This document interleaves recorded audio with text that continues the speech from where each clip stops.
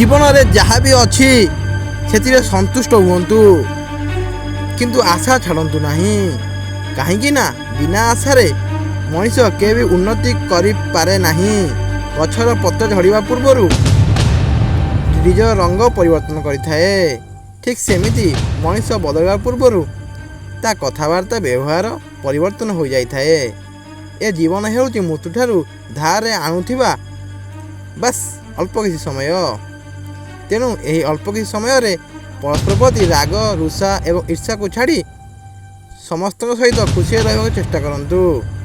ଜୀବନରେ କେବେ ବି କାହା ପଛରେ ପଡ଼ନ୍ତୁ ନାହିଁ, କାହିଁକି ନା ଅନ୍ୟ ଲୋକର ପଛରେ ପଡ଼ିବା ଫଳରେ ତା ମନରେ ଆପଣଙ୍କ ପ୍ରତି ସମ୍ମାନ କେବେ ବଢ଼ିନଥାଏ, ବରଂ ତା ଆଗରେ ଆପଣ ନିଜର ଆତ୍ମସମ୍ମାନ ହରାଇଥାନ୍ତି। ଏମିତି ଦେଖିବା ପାଇଁ ଚ୍ୟାନେଲକୁ ଲାଇକ୍, ସେୟାର, ସବସ୍କ୍ରାଇବ୍ କରନ୍ତୁ। ଜୟ ଜଗନ୍ନାଥ, ଧନ୍ୟବାଦ।